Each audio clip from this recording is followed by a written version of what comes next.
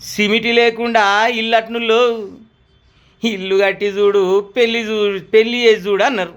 అంటే ఇంటికి పెళ్ళికి గంత మతలబు ఉంటుంది అన్నట్లు.